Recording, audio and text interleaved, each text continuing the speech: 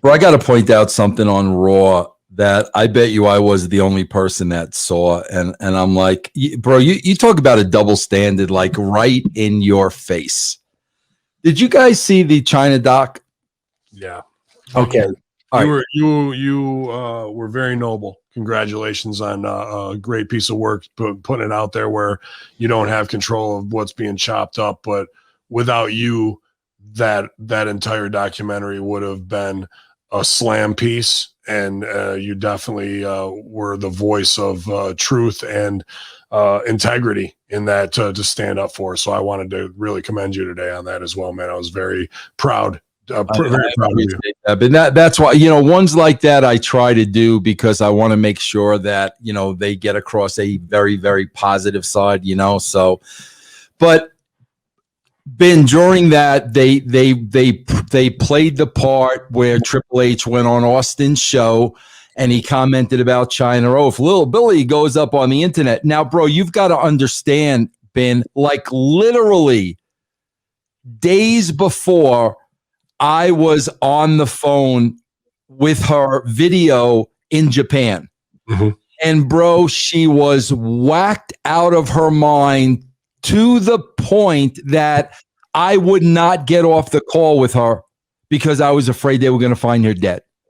So like I was on the call with her, trying to keep her up, trying to get a laugh, and just try to get her out of that state. I've been on with two different people, been in those same positions. Okay, so you get it. So then two days later, Hunter makes that statement and I go freaking ballistic. This freaking girl's fighting for her life and this asshole is making a comment like that. And bro, I went on, Russo's brand and I cut a scathing promo on Hunter. And bro, that's really where the relationship went south. Like that moment in time right there is when I was blackballed. They were done with me, the whole 9 yards, right? So, bro, I could not help but notice this. I don't know about you guys, and I don't know why it is, but every time I see this Xavier Woods, bro, my mind immediately goes to the Page stuff. It just does. I don't know why, bro. It just goes there. And, bro, did you see the little Xavier Woods package they had with him? Running around with little kids at their school. I'm like, are you guys effing kidding me? Are you kidding me? This moron's going to make a comment like that on Chyna. We've got footage of this guy. And you know what, bro? Here's the thing about that. Bro, you could talk all about, bro, it was private footage. It wasn't supposed to be seen and this and that. Bro, what moron that works for a major entertainment company is going to film that in the first place? You've got to be some kind of a freaking moron because you're not going to think for 1 second, God forbid this gets out, or there's a chance of this getting out. The fact that the three of them tape this while working for the WWE is freaking moronic. Go ahead, Ben. And it's a 2-camera shoot. They're morons, bro. They're absolutely morons. Then, bro, to have footage of this guy running around at schools with little kids. Well, what happens if little Johnny's mother, who was at school that day, goes home and Googles Xavier Woods? What then, Trips? I swear to God, Stevie, the double standard, and nobody calls them on any of this shit, bro. Yeah, when we saw this happen, and it's funny, the Brad Maddox guy was the other guy, I think, and they weren't doing anything with him on TV, so he was an easy release or a way to kind of punish all three of them.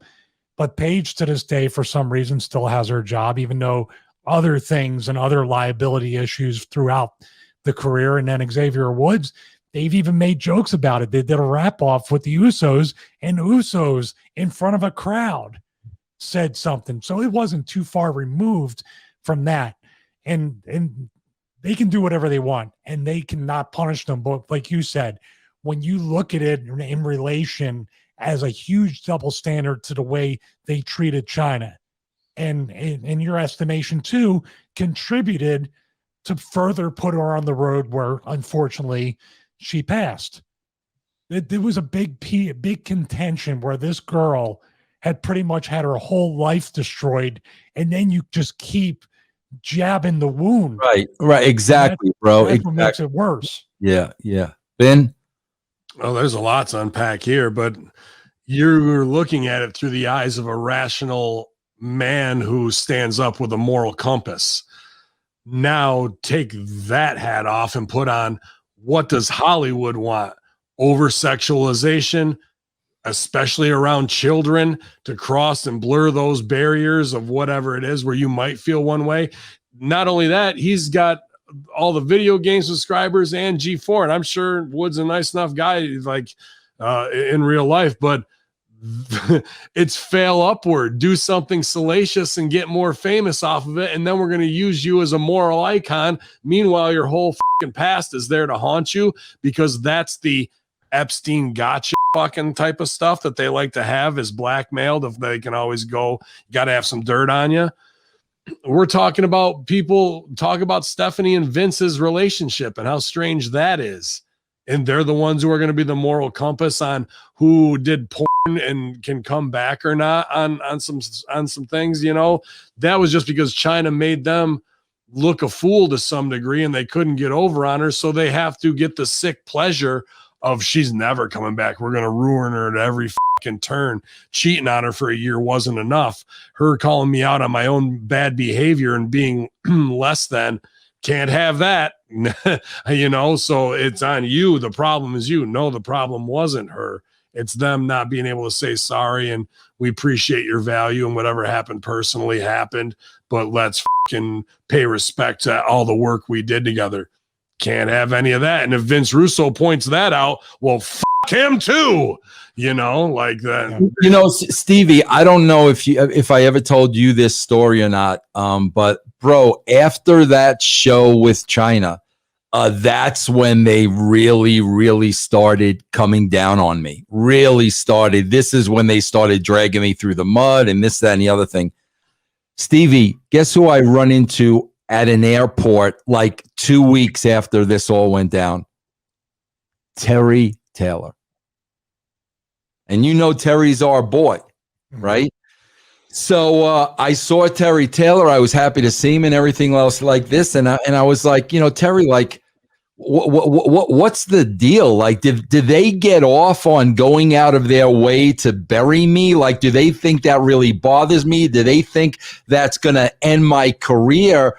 I'm like, you need to smarten me up, because I don't give a shit what they do or say about me. I'm going to go on and it doesn't matter. I'm trying to understand why they're doing it. And he said to me that Triple H was really pissed off, because if you remember during my interview with Chyna, that's when Chyna claimed that he physically abused her. Okay. So I said, wait a minute, Terry. I said, first of all, when I bring guests on my show, we don't go over what we're going to talk about. It just organically happens. I said, so when Chyna got into that story about Hunter being physically abusive, I said, bro, I was as surprised as anybody. I never spoke to her about that before. I never saw it coming. But that's, you know, that's her recollection of the situation. So she told her story. What do you want me to do? And Terry looks at me and he goes, you should have edited it out. I'm like, nah, Terry, I don't edit out what anybody says on any of my shows. It was an interview with her. That was her story. Whether it was true or not, I have no idea. I wasn't there. But if you think I'm going to start editing shit out to protect Triple H and the WWE, because why? Like, why am I editing that out, bro? And like that was pretty much the end of it.